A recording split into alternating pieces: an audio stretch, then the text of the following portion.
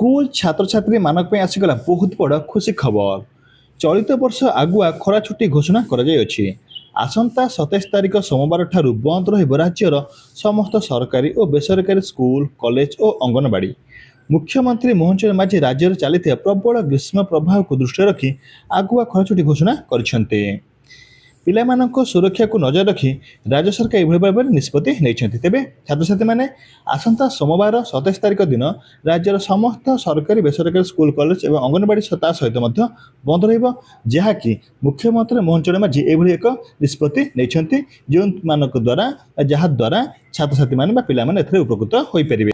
ବିଦ୍ୟାଳୟ ଓ ଗଣଶିକ୍ଷା ବିଭାଗର ଏ ସମ୍ପର୍କିତ ପ୍ରସ୍ତାବକୁ ମୁଖ୍ୟମନ୍ତ୍ରୀ ଅନୁମୋଦନ ମଧ୍ୟ କରିଛନ୍ତି। ଏହି ନିଷ୍ପତ୍ତି ଅନୁଯାୟୀ ଏପ୍ରିଲ 27 ତାରିଖ ରାଜ୍ୟର ସମସ୍ତ ସରକାର ଅନୁଦାନପ୍ରାପ୍ତ ଏବଂ ବେସରକାରୀ ବିଦ୍ୟାଳୟର ବନ୍ଦ ରହିବ। ତେବେ ପୂର୍ବ ନିର୍ଦ୍ଧାରିତ ପରୀକ୍ଷା, ଜନଗଣନା କାର୍ଯ୍ୟ ଓ ଅନ୍ୟାନ୍ୟ ଅଫିସ କାମ ପୂର୍ବ ପରି ଜାରି ରହିବ। ପୂର୍ବରୁ ରାଜ୍ୟର ସମସ୍ତ ଜିଲ୍ଲାପାଳଙ୍କୁ ଛୁଟି ନେଇ ନିଷ୍ପତ୍ତି ନେବାକୁ କୁହାଯାଇଥିଲା। ନିଜ ଜିଲ୍ଲାରେ ଗ୍ରୀଷ୍ମ ପ୍ରଭାବକୁ ଦୃଷ୍ଟିରେ ରଖି କିଛି ଜିଲ୍ଲାପାଳ ସ୍କୁଲ ଛୁଟି ଘୋଷଣା କରିଥିଲେ। ପ୍ରଥମ 3 ଦିନ ପରେ ସ୍କୁଲ ଛୁଟି ବଢ଼ାଇଥିଲେ, ହେଲେ ରାଜ୍ୟ ସରକାର ଆଜି ସାମୂହିକ ଛୁଟି ଘୋଷଣା କରିଛନ୍ତି। ପ୍ରଚଣ୍ଡ ରୌଦ୍ର ତାପକୁ ଛାତ୍ରଛାତ୍ରୀଙ୍କୁ ସୁରକ୍ଷିତ ରଖିବାକୁ ଏହି ନିଷ୍ପତ୍ତି ନେଇଛନ୍ତି ବୋଲି ମୁଖ୍ୟମନ୍ତ୍ରୀ ମୋହନ ଚରଣ ମାଝୀ କହିଛନ୍ତି।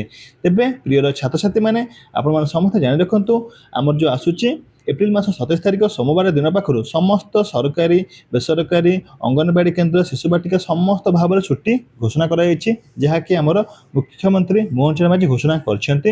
ପୂର୍ବରୁ ଏହାକୁ 2ରୁ 3 ଦିନ ବଢ଼ାଯାଇଥିଲା, କିନ୍ତୁ ଏବେ ସାମୂହିକ ଭାବରେ ସମ୍ପୂର୍ଣ୍ଣ ଭାବରେ ଛୁଟି ଘୋଷଣା କରାଯାଇଛି, ଯାହାଦ୍ୱାରା ଛାତ୍ରଛାତ୍ରୀମାନେ ବିଦ୍ୟାଳୟରୁ ଆଉ ଆସିବେ ନାହିଁ ଏବଂ ସେମାନେ ଘରେ ବସିକି ହ୍ୱାଟ୍ସଆପ୍ ମାଧ୍ୟମରେ ନିଜର ଶିକ୍ଷାଦାନ ଅର୍ଜନ କରିବେ ବୋଲି ମୁଖ୍ୟମନ୍ତ୍ରୀ ମଧ୍ୟ ଘୋଷଣା କରିଛନ୍ତି। ହ୍ୱାଟ୍ସଆପ୍ ଗ୍ରୁପ୍ ମଧ୍ୟ ସବୁ ସ୍କୁଲରେ ପ୍ରାୟ ଖୋଲା ସରିଥିବ। ଏବେ ସେହି ହ୍ୱାଟ୍ସଆପ୍ ଗ୍ରୁପ୍ ଜରିଆରେ ପିଲାମାନେ ପାଠ ପଢ଼ିବେ ଏବଂ ତାଙ୍କ ଶିକ୍ଷକ ଶିକ୍ଷୟିତ୍ରୀମାନେ ସେମାନଙ୍କୁ ସହଯୋଗ କରିବେ। ଏହା ଥିଲା ଆଜିକାର ସମ୍ପୂର୍ଣ୍ଣ ସୂଚନା। ଯଦି ଆପଣମାନଙ୍କୁ ଏ ଭିଡ଼ିଓଟି ଭଲ ଲାଗିଥାଏ ତେବେ ଗୋଟେ ଲାଇକ୍ କରିବେ।